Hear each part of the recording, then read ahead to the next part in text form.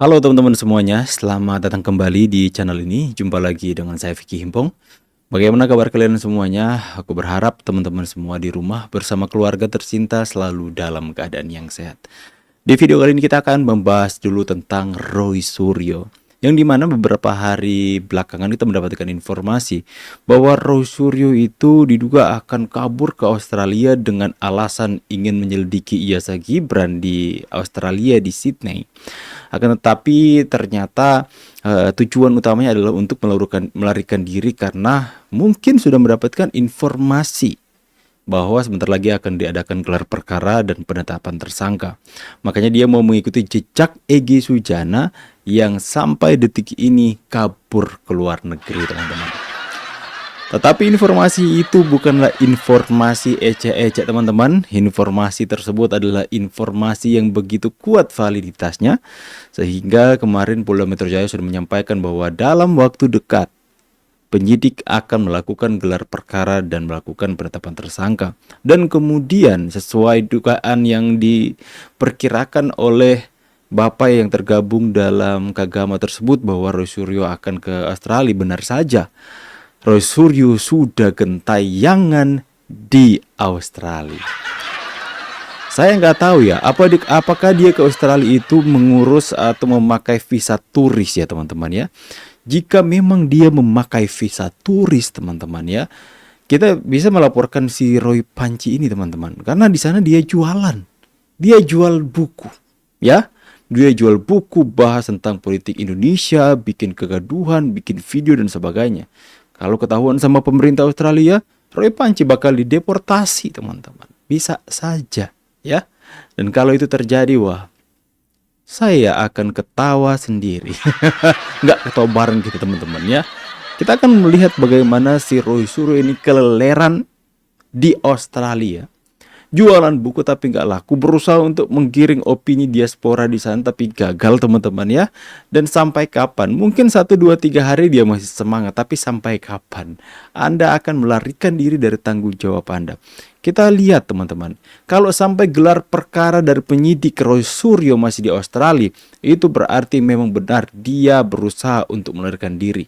Kalau benar memang selama ini Anda mengatakan kalian itu benar, kalian mengatakan kalian itu mengerjakan sesuatu yang benar untuk rakyat, menyampaikan penelitian untuk rakyat, kenapa lari?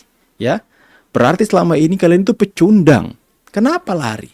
Ya, hadapi dong. Kalau kalian yakin kalian benar, hadapi. Kita lihat nanti saja teman-teman, apakah dia akan terus lari seperti Egy Sujana, teman-teman. Kita saksikan dulu videonya. Halo? Halo? Nggak ada kok pada menunduk semua. Katanya berjuang. Oh, sekarang di tangan siapa yang latas? Di atas 200. Tadi 200. Lelang buku ceritanya. 200. Halo? Halo? Nggak ada kok pada menunduk semua. Buku kayak gitu mau jual 400 semuanya pada menunduk. 400.000 loh ya. Diaspora yang hadir menunduk semua loh. Halo, halo. Kok semua pada menunduk? Katanya berjuang. Oh, di medsos kuat banget. 200. Ayo. 200. Ayo 200 tidak ada masa 200 buku ini. 200 masa tidak ada yang mau beli? Guys, 200 murah loh ya. 700.000 dijual di Indonesia, cuma 200 di sana nggak mau beli. Halo, halo. Kok semua pada menunduk? Pak Agus bawanya berat banget loh. Ini dibaju 10 biji dari Jakarta ke sini mendorong berdua. Luar biasa perjuangan Pak Agus ini. Ayo siapa lagi? 200. Roy Suryo nggak dapat biaya hidup di Australia dari buku. Nggak laku. Ya, nggak laku. Di atas 200 maksudnya. Yang berani di atas 200. Ini bapak dua ini saling ngomong. Kamu mau beli nggak? Enak aja. Gue di sini kerja mati-matian untuk keluarga, mau beli buku sampah. Ya. Nggak ada 200. Nggak ada lebih dari 200. Yang ngebit 200 sudah ada. 300. Halo? Aduh.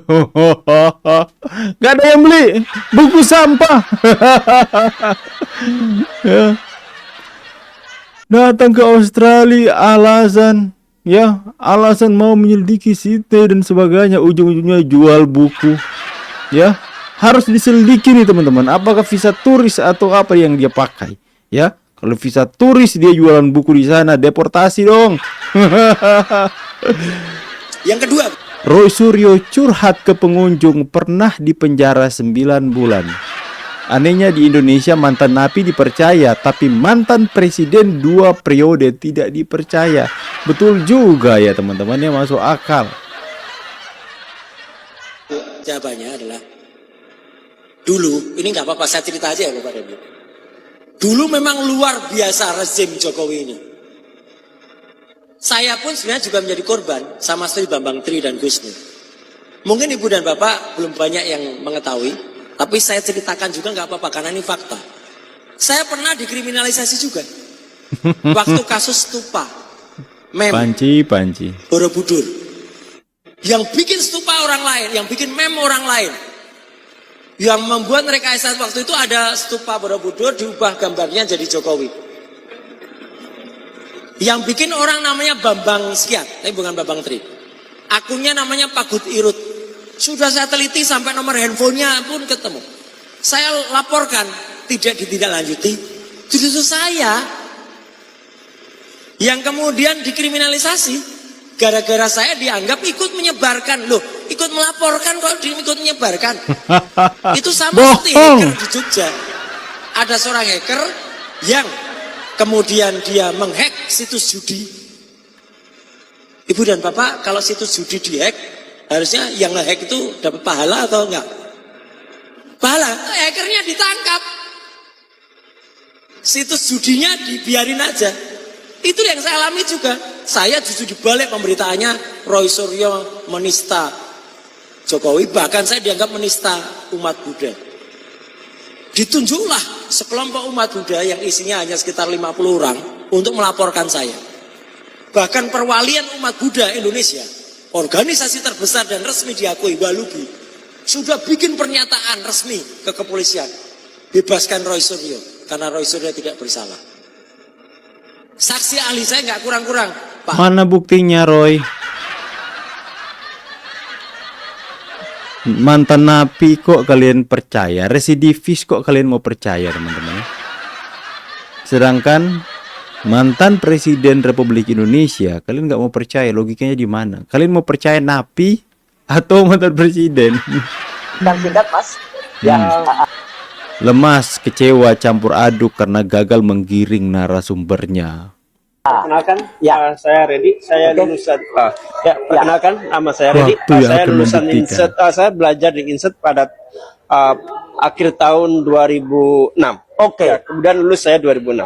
Ya, lulus 2006 ya. 2006. Sama kan akhir dengan 2006. Gibran. Oke, itu Hanya berapa bulan? Anda di sana, Mas Redi, itu berapa bulan? Mas Saya di Inset itu 6 bulan. Oke, 6 cocok. bulan. Ya, 6 bulan, itu sama kan lulus. dengan Gibran. Lulus.